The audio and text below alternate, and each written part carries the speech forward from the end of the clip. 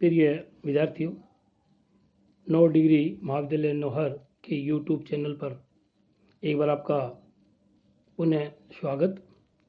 प्रिय विद्यार्थियों, BA part first की भौतिक भूगोल का मैंने आपको एक पृथ्वी के आंतरिक संबंधी एक टॉपिक गत दिवस में करवाया था।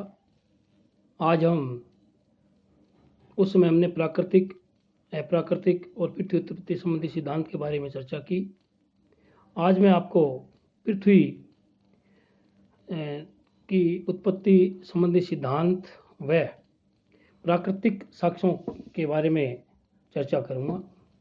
ये पृथ्वी की आंतरिक संरचना की जानकारी प्राप्त करने के लिए मैंने आपको 3 प्रकार के साक्ष्य बताए थे: ज्वालामुखी, भूकंप विज्ञान और पृथ्वी उत्पत्ति संबंधी सिद्धांत।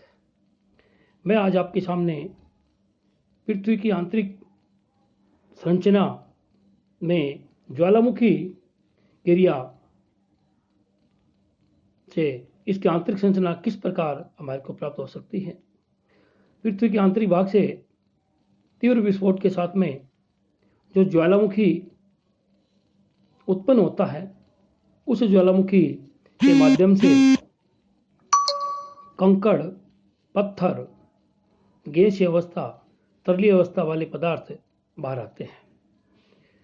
इसी आधार पर पृथ्वी के आंतरिक भाग में हम कह सकते हैं कि ठोस, गैस और द्रवीय अवस्था भी पाई जाती है।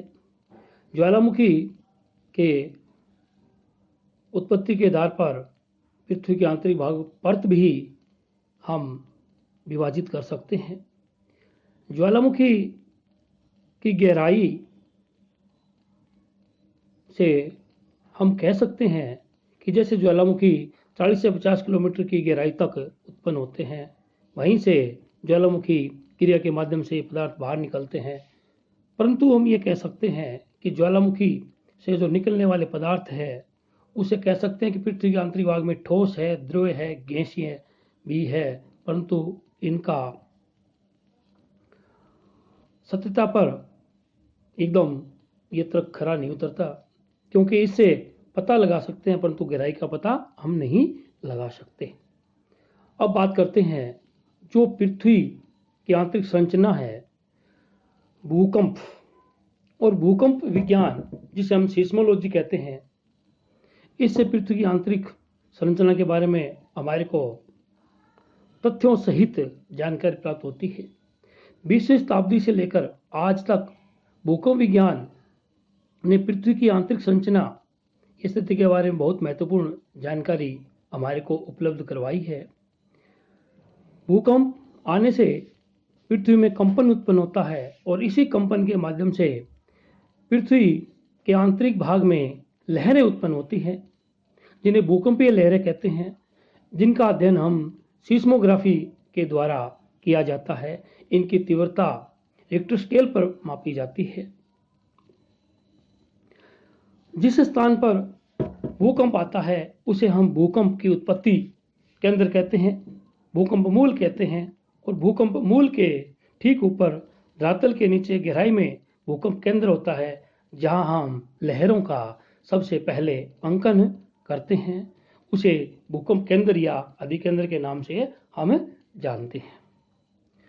इस भूकंप से जो लहरें उत्पन्न होती हैं, उनको हम 3 भागों में विभाजित कर सकते हैं: P, S और L। प्राथमिक लहर, द्वितीयक लहर और तृतीयक लहर। इन्हें प्राथमिक लहर कह सकते हैं, सेकेंडरी वेव या गौण लहर भी कह सकते हैं, और L वेव, धरातलीय लहरें भी कह सकते हैं। इन लहरों की गति अलग अलग पदार्थों में अलग अलग पाई जाती है। जैसे हम प्राथमिक लहरों की बात करें, पी लहरों की बात करें, इन लहरों को प्राथमिक तरंगों के नाम से भी जाना जाता है। प्राथमिक तरंगों के नाम से भी इन लहरों को जाना जाता है। ये ध्वनि की तरंगों के समान गति करती है। इनकी गति 8 किलोमीटर प्रति सेकंड होती है। इनकी गति भिन्न भिन्न घनत्वों वाली विभिन्न परतों में अलग अलग हो जाती है। अंतर होता है अधिक घनत्व वाली चट्टानों में इनकी गति 8 से 14 किलोमीटर प्रति सेकंड की गति भी ये प्राप्त कर लेती है। ये तरंगें जो प्राथमिक तरंगें होती है ठोस, गैस और तरली अवस्था तीनों से होकर गुजर सकती है। इनकी जो गति होती है वो कणों में सीधी होती है।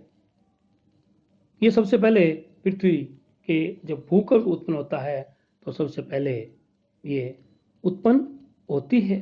अब बात करते हैं द्वितीय लहरों की, जिन्हें हम एस तरंगे सेकेंडरी वेव के नाम से जानते हैं। इनको गौण तरंगे भी कहते हैं। ये अनुप्रस्थ तरंग के समान होती है, इसलिए इनको अनुप्रस्थ तरंग के नाम से भी जाना जाता है। इनकी गति एक दूसरे के समकोण पर होती है। ये प्रकाश तरंगों के समान गति करती है। इनकी औसत गति 4 किलोमीटर प्रति सेकंड की गति से होती है। ये जो तरंगें होती है वो ठोस से होकर ही गुजर सकती है। ये तरल अवस्था में लुप्त हो जाती है। अब बात करते हैं जो धरातलीय लहर है, लॉन्ग वेव है, सबसे लंबी लहर है, उसकी बात करते हैं। इसके माध्यम से भी हम पृथ्वी की आंतरिक संरचना के बारे में जानकारी प्राप्त कर सकते हैं। एल लॉन्ग वेव ये धरातलीय या लंबी तरंगों से के नाम से भी जानी जाती है। ये धरातल तक ही सीमित रहती है। ये ठोस, तरल और गैस अवस्था से निकल सकती है। ये जहाँ से उत्पन्न होती है वहीं जाकर समाप्त होती है। इनकी गति 3 किलोमीटर प्रति सेकंड की गति से होती है। ये धीरे धीरे चलने वाली होती है और सबसे विध्वंस लहरें इन्हीं को कहते हैं। इन लहरों के माध्यम से पृथ्वी की आंतरिक संरचना की जानकारी हम प्राप्त कर सकते हैं। जैसे सबसे पहले प्राथमिक लहर उत्पन्न होती है, द्वितीय लहर उत्पन्न होती है, तृतीय लहर उत्पन्न होती है। ये अलग अलग गहराई में, अलग अलग घनत्व वाली चट्टानों में अलग अलग तरह का व्यवहार करती है।